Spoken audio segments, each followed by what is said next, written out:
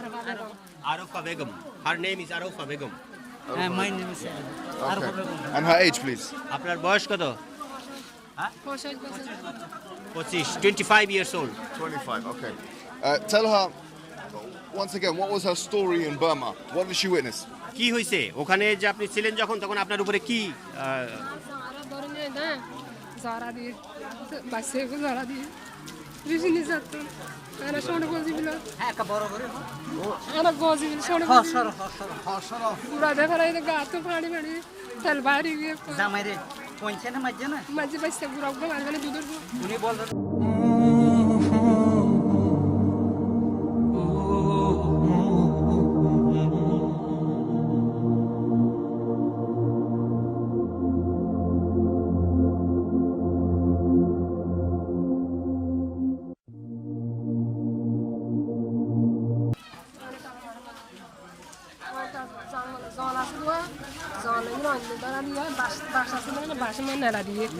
Tera zaman Tanzania ta koyunca malama je an sivde jera an bushak kamari kala diyan duri shoy kaygar gargal diga bachole malama je murtani mishi dushana করে কি বলতেছে যে শুকনা জঙ্গল দিয়ে এবং বাচ্চাদেরকে যেখানে আগুন জ্বালাই দিয়েছে ও যখন গিয়েছে ওকে দৌড়াইছে ও তখন চলে আসে ওর বসে মারছে basically when he crossing the area where the Myanmar army tortured, particularly firing the different houses and also throwing the children in the fire for burning. Yeah, her children also burned by the Myanmar army.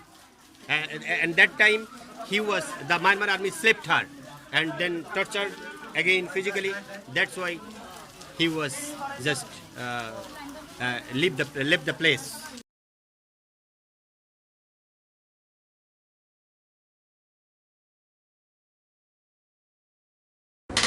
So what's happening exactly? Okay, I'll show you guys on the map, if you can see the map on the phone. So we are the blue dot, basically. So we are right, literally there on the water. Already over 250 people have died in Sri Lanka, and it's already hit India, and there's a lot of rain in India. It's going to be moving up north, so by 5 o'clock in the morning it's going to hit Bangladesh and Myanmar. Now obviously, our strategic location probably isn't the best for any severe weather because we are right on the beach. So it's going to be coming around here at 5 o'clock, and it's going to affect all the way from Cox's Bazar up to Chittagong, which is there. So all of that, because it's all on the water, this is all going to be severely affected by the storm and the water. So basically, Bismillah, Allahu Akbar, Ashhadu an la ilaha illallah, Ashhadu anna Muhammadan Rasulullah. And What's the severity rating? 10 out of 10. So what does that mean? Ashhadu an la ilaha illallah, Ashhadu anna Muhammadan Rasulullah. Assalamu alaikum wa rahmatullahi wa barakatuh. Right now we're just literally filling up this car because of the cyclone, so this is an emergency appeal. What we're doing is we're giving people the essentials, things like dates and rice, things like salt and oil, and things that will basically keep them going, because what happens with these cyclones is it destroys people's crops. This is what happened last time, and this is what happened this time. So with that, what happens is that people can't actually live, because a lot of what's going on in Bangladesh and countries like it, Cox's Bazar and Burma, even in these countries, is that there is subsistency farming. So people actually live on their own kind of farming. So here what we're doing is, since the crops have been destroyed for the most part, and a lot of these areas, we're trying to supplement these individuals with something which will let them continue going for a while until they are able to grow their crops once again. Ask her about the stories that, because we hear that they do bad things to women, that they rape women and these kind of things. Are these stories true as well? আপনি কি মানে নারীদের উপরে যে বিভিন্ন নির্যাতন হচ্ছে এই যে কি করছে ভালো করে মাধ্যমা শব্দ জোয়ানের যে ভা বিয়াতে যে ভা আসা আর করে তাসি হয় এবারে নির্যাতন করে নিয়ে 5 জন মাই নিয়ে তারারে 5 জনে যারা 3 জন মারা গিয়ে আর 2 জন মারানো যা মানে হাতে যা হয় না ভারী জায়গা এই বলতেছে আমার দুইটা বোনকে এবং তারা দুইটা বোন এজিট হয়েছে এজিট হয়েছে এবং তারা এদেরকে নিয়ে দুইটা বোনকে তারা নির্যাতন করে মোট 5 জন মানে বাচ্চা 5 জন দুজন বেঁচে গিয়েছে আর তিনজনকে কি নির্যাতন করিয়ে এবং তারা যৌন আচার করিয়ে তাদেরকে মেরে ফেলা হয়েছে। Her two sisters, along with another 3 young girls, the Myanmar army kidnapped them and then just escaped in a room and sexually harassed, raped, and then among the 5, they killed 3 and 2 women, and 2 just get rid of from the torture. Did she witness this? She witnessed. Okay, and how did they kill the women? What's the কিভাবে weapon? মারছিল ওই তিনজনকে যে মারলো? সবাই না দেখি নেবুলে Jagar room মানে তারা লগিয়ে গই লগে মারা দেখি মানে মিটো তোমার কাছে ফাঁসা দিয়ে না। অন্ধারা দিয়ে মারা আচ্ছা তারা মানে তারা খারাপই গরিবের পরে এবং তারা অন্ধার দিয়ে বাস দিয়ে তখন তোমারা দেখতো না, স্পর্শ দেখতো না। দেখি বাস দিয়ে তো বাসের মধ্যে আর দিন বান্ধি দিয়া ঠ্যাং দিয়ে ডুলার বান্ধি যে ডুলের হবে সরল লাগে তো হইতো না আরে বাসে There is a technique used by the Myanmar army to kill the women. Yeah, they set a strategy. There are some bamboo and techniques used. Yeah, and there where they hanged. Yeah, Okay. they hanged. Yeah, and from the underground they fire. They start firing and hang in the bamboo. Yeah, and then totally fired. What does she do to cope with this? What does she do to cope? Help herself with, like, she witnessed her son being killed. She witnessed all these things. How does she help cope? What does she do? মানে এই সিচুয়েশনটা আপনি কিভাবে manage করলেন, কিভাবে আপনি কিভাবে এখান থেকে বেঁচে আসলেন? তুমি বুঝবে না। আচ্ছা তোমারা যে এই জিনিসটা কিভাবে দেখিয়ে তোমারা এনে বাঁচে আইছো? দেখি যে মানে মোবাইলের ছবি নাই, মোবাইলের ছবি গজে ইনিসার হদুয়া ছবি গজে তা মোবাইলের ছবি আর দেখা গজে তোমার এনে মানে ইননে এনে দেখি না আর আগে তাই পেতে না আরো মারি ফেলাতে না তোমারা কত সাইড দেখি তোমারা জিবা তোমারা এই জিনিসটা ক্যাঙ্গুরি দেখি না, তোমারা ক্যাঙ্গুরি দেখা দেখি আর মন তো সামনে গত 16 গর All the incidents were happened in front of her, in her house. Yeah, house. so in their house. Assalamu alaikum wa rahmatullahi wa barakatuh. So we've woken up this morning. The storm's been absolutely raging all night long. Here, alhamdulillah, we're okay because we're undercover. We don't want to go too far out because the camera is going to get damaged and wet. But over there, I've been out. The trees have been ripped out of the ground. There's no access onto the roads. There's loads of debris that's fallen all over the place. It's really dangerous to go out. But we're waiting for it to calm down so we can make our way out and we can go and see the people that need help.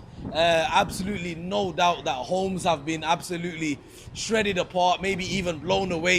The slums that we were in earlier, they're flooded anyway. So after a storm like this, after the cyclone, I just can't bear to think what the state of those slums might be. So we've even extended our trip out here at the moment. We're going to try and go out and help as many people as possible. We're here, we're on the ground, and we're ready to do whatever we can to serve the people. Ask her, did she see any presence of any international army or anything like that, or the UN or anything like that to help them or not? কেউ কি আপনাকে আন্তর্জাতিকভাবে কেউ সাহায্য টাহায্য করছে সে সময়ে? করে না ভাড়া আরা তারা তুইরা আগে পানি করালো নেবা গাত দিয়া গাত আসি তো পুলিশ আছে দোয়া আমি কি হদি না বিটিয়া না তিন গারালো আরা কুল করাই গই ও সর কে শুনাই ভাড়া ভাড়া গো সায়ালো না নকালে পারিও না। Did you understand the question? নকালে ডুবি গে দূরা দুগুনি মারদা আচ্ছা তোমরা কি নকালে পারিও না নাকি হাসুরি পারিও? নকালে আরা হাসুরি বেড়াইলে হদ্দু দিন বাসে আদা মারা হারাসে আসছে। There are no presence of international or UN agency to help them in that time. Only the border guard, they take off all the materials and all the resources from them and then push back to Bangladesh. Who has helped her so far? That's my question. Who's helped her so far in her transition to Bangladesh and in Bangladesh and in Burma? Who's helped her so far? মানে এই যে বাংলাদেশের মধ্যে আসছেন কেউ help করেছে আপনাকে, সাহায্য করছে? আচ্ছা এটারা সারা এই যে আসলেন যে এই আসার সময় কেউ হেল্প করছিল? নগরে মানে একবার তহসিতে থাকি তো মানুষের ঘর মুসলমান তো মুসলমান দেশ তো হদ দিয়ে বাদ দিয়ে Basically, the local community, when she crossed the border, then the only local community extended hands to help them. Yeah. Then with the help of the community, particularly some Bengali community. Bengali community, they reached here. Yeah. Only. Otherwise, no international, no UN. They didn't receive any cooperation from them. Tell her thank you very much for cooperation, and tell her also that to remain calm and to remain at peace, because Allah subhanahu wa ta'ala, tell her that Allah, He will reward her for what she has been through, and also that she will see her son inshallah in the hereafter. Tell her this. এই নিশ্চয়ই আল্লাহ পাক এত যে torture আপনাদের করছে এবং আপনার যে সন্তানটা মারা গেছে, নিশ্চয়ই আল্লাহ সুবহানাহু ওয়া তাআলা এই সুবাদে হয়তো পরকালে যে নিশ্চয়ই আল্লাহ পাক এর একটা ব্যবস্থা করবেন এবং ভালো কিছু নিশ্চয়ই রাখছেন আল্লাহ পাক। বুঝছো না দেখে আল্লাহ পাকে তোমার যে সন্তান মারা গিয়ে তোমার কষ্ট হইও বা জামাই মারা গিয়ে বেকুম মারা গিয়ে আল্লাহ তাআলা হয়তো বা তোমার ইয়ানোর প্রতি একটা নাজাতও দিতে পারে।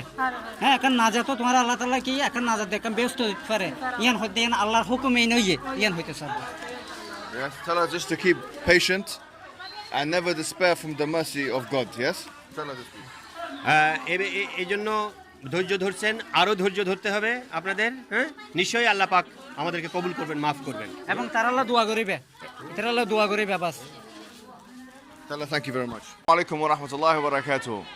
We're here in one of the centers that give food to basically the people that have come from Rohingya or from Burma, the Rohingya individuals that have come. And today I've personally witnessed some of the most incredible sights, some real desperate sights of people needing just basic necessities in order to live. Now, the thing is, I just want to make a real point here about the geopolitical situation, or you can just say generally how we conceive minorities in different parts of the world. And just generally about the media narrative that especially exists in the West. I personally believe that, having seen this stuff firsthand, that there's a serious crisis that is on enormous, proportions here with the Rohingya. I've only seen a small glitter of it, a small glimpse of it. But I've been able to see and witness firsthand the desperation. Now the question really is, why is everyone silent about these things? Why is it not the case that we see these things on front page newspapers on a daily basis?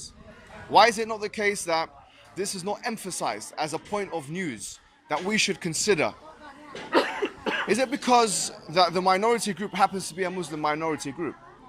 Is it because the Western elites, this has basically it doesn't serve any economic functionality for the Western elites? Is it because basically Western intervention wouldn't serve any interest whatsoever? I think the answers to these questions are basically patently clear. So I won't give the answer. Instead, what I will do is talk generally about double standards in the media narrative.